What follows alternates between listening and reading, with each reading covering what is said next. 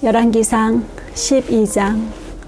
온 이스라엘이 르호보암을 왕으로 세우려고 세겜에 모였으므로 르호보암도 세겜으로 갔다.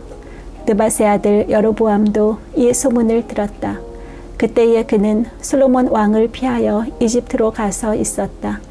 이집트에서 사람들이 여로보암을 불러내니 그가 이스라엘의 모든 회중과 함께 르호보암에게로 가서 이렇게 말하였다.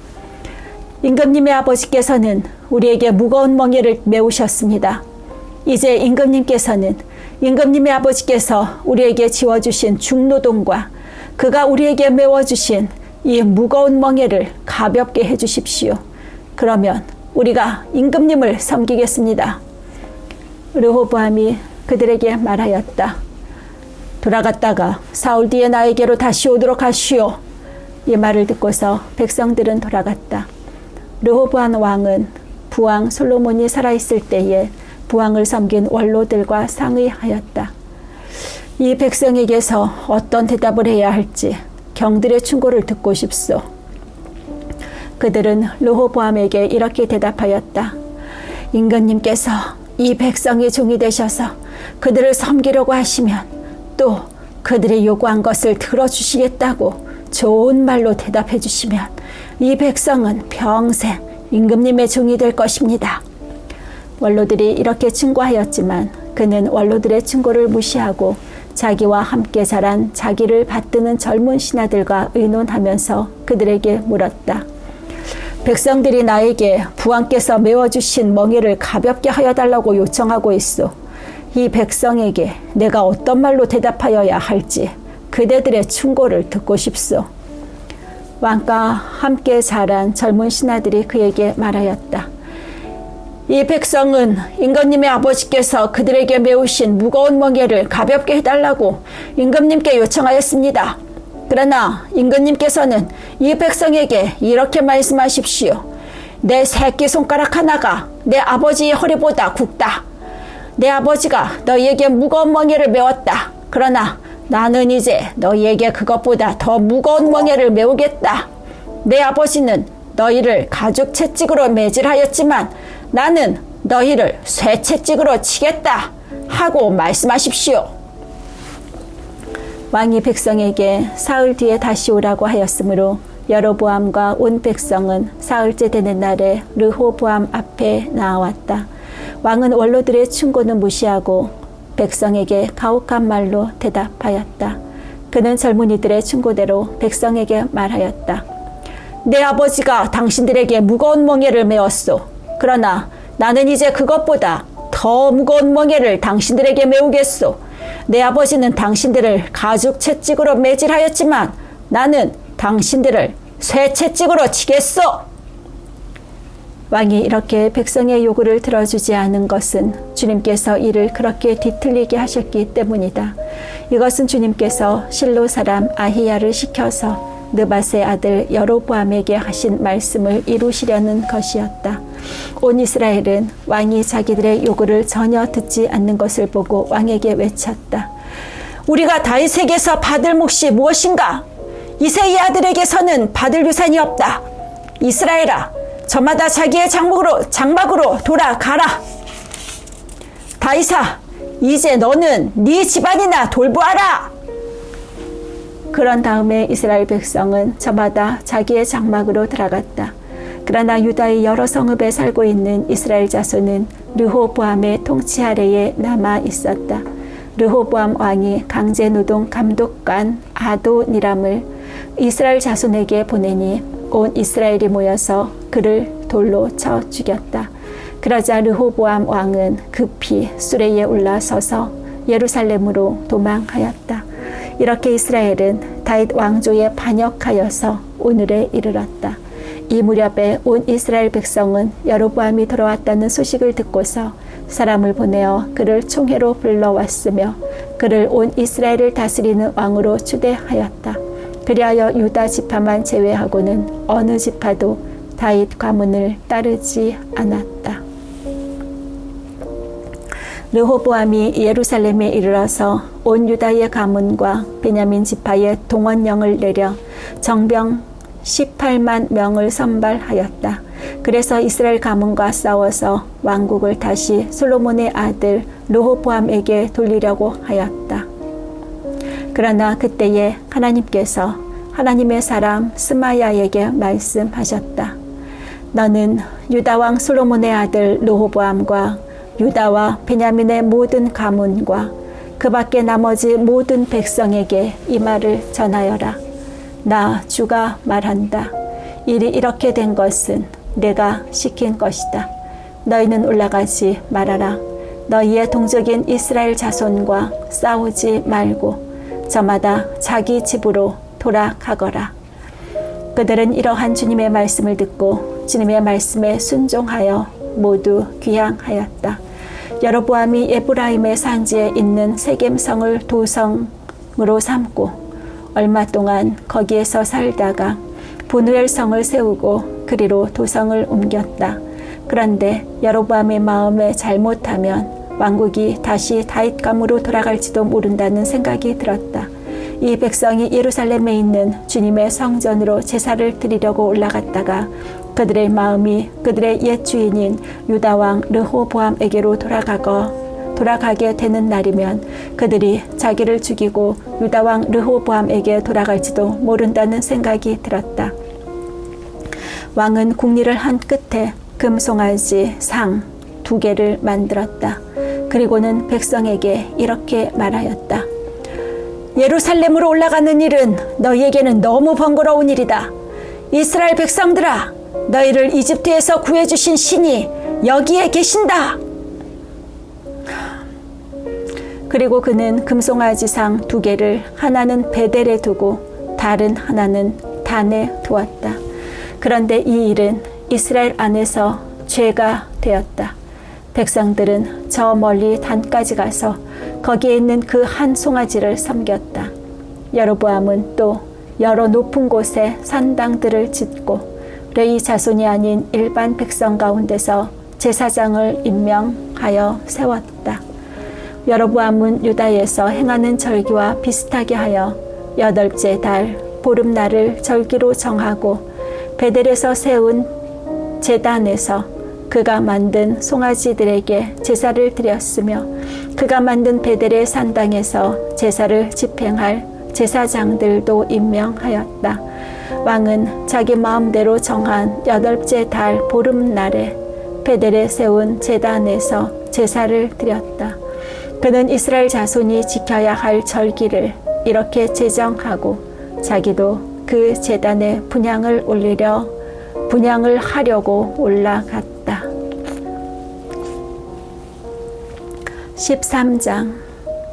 여로보암이 제단 곁에 서서 막 분향을 하려고 하는데 바로 그때에 하나님의 사람이 주님의 말씀을 전하려고 유다로부터 베델로 왔다. 그리고 그는 그 제단 쪽을 보고서 주님께 받은 말씀을 외쳤다. 제단아, 제단아, 나 주가 말한다. 다윗의 가문에서 한 아들이 태어났다. 그 이름은 요시야다. 그가 너희의 위에 분향하는 산당의 제사장들을 너희의 위에서 죽여서 제물로 바칠 것이며 또 그가 너희의 위에서 그 제사장들의 뼈를 태울 것이다. 바로 그때에 그는 한 가지 징표를 제시하며 이렇게 말하였다. 이것은 나 주가 말한 징표다. 이 제단이 갈라지고 그 위에 있는 재가 쏟아질 것이다. 여로보암 왕은 하나님의 사람이 베델에 있는 제단 쪽에 대고 외치는 말을 듣고 제단 위로 손을 내밀어서 저자를 잡아라! 하고 소리를 쳤다. 그러자 그 사람에게 내어뻗은 여로보암의 손이 마비되어서 다시 오므릴 수 없었다.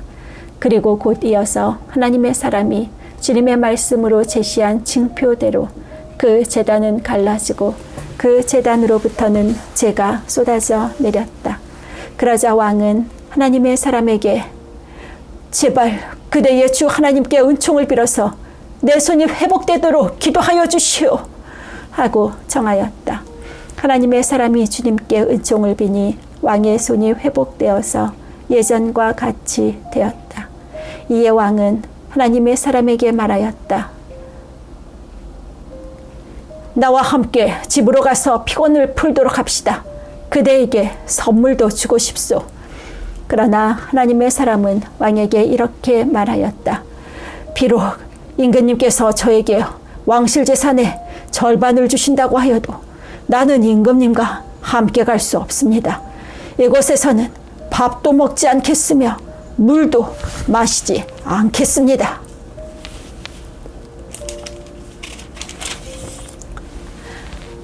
주님께서 나에게 명하시기를 밥도 먹지 말고 물도 마시지 말고 온 길로 되돌아가지도 말라고 하셨습니다.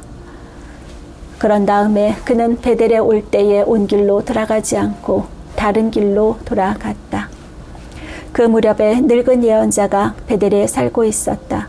그의 아들들 가운데 하나가 와서 그날 베델에서 하나님의 사람이 한 일과 그가 왕에게 말한 내용을 모두 아버지에게 말하였다. 그러자 그들의 아버지가 그들에게 그가 어디 길로 돌아갔느냐 하고 물었다. 그의 아들들은 유다로부터 온 하나님의 사람이 돌아간 길을 말하였다. 그 말을 듣고서 그들의 아버지는 곧 그의 아들들에게 말하였다.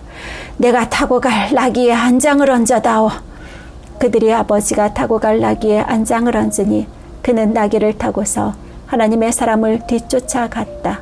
마침내 그는 상수리 나무 아래에 앉아 있는 하나님의 사람을 보고 물었다. 그대가 유다로부터 온 하나님의 사람이요? 그러자 그가 대답하였다. 그렇습니다. 그는 하나님의 사람에게 말하였다. 함께 우리 집으로 가서 무엇을 좀 잡수시고 가시지요. 하나님의 사람은 대답하였다. 나는 노인 어른과 함께 돌아가서 노인 어른의 집에 들어갈 수가 없습니다. 또 이곳에서는 누구와 함께 밥을 먹어서도 안 되고 물을 마셔서도 안 됩니다. 주님께서 나에게 명하시기를 여기에서는 밥도 먹지 말고 물도 마시지 말고 온 길로 되돌아가지도 말라고 하셨습니다. 그래서 그는 하나님의 사람에게 이렇게 말하였다. 나도 그대와 같은 예언자요. 주님께서 천사를 보내셔서 나에게 말씀하시기를 그대를 내 집으로 데리고 가서 밥도 대접하고 마실 물도 대접하라고 하셨소. 그런데 그것은 거짓말이었다. 이렇게 해서 하나님의 사람은 이 늙은 예언자와 함께 가서 그의 집에서 밥을 먹고 물도 마셨다. 그들이 이렇게 식탁에 함께 앉아 있는데 주님의 말씀이 하나님의 사람을 데려온 그 예언자에게 내렸다. 그는 유다에서 온 그 하나님의 사람에게 이렇게 외쳤다. 주님께서 말씀하십니다. 당신은 주님의 말씀을 어기고 당신의 주 하나님께서 당신에게 말씀하신 명령을 지키지 않았습니다.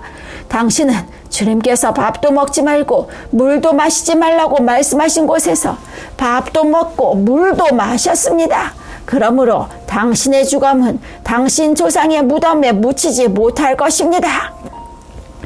그 늙은 예언자는 하나님의 사람이 밥을 먹고 물을 마신 뒤에 나귀 등에 안장을 얹어 주었다. 이에 그 사람이 길을 떠났다. 그는 길을 가다가 사자를 만났는데 그 사자가 그를 물어 죽였다. 그리고 그 주검은 길가에 버려 두었으며 나귀와 사자는 그 주검 옆에 서 있었다.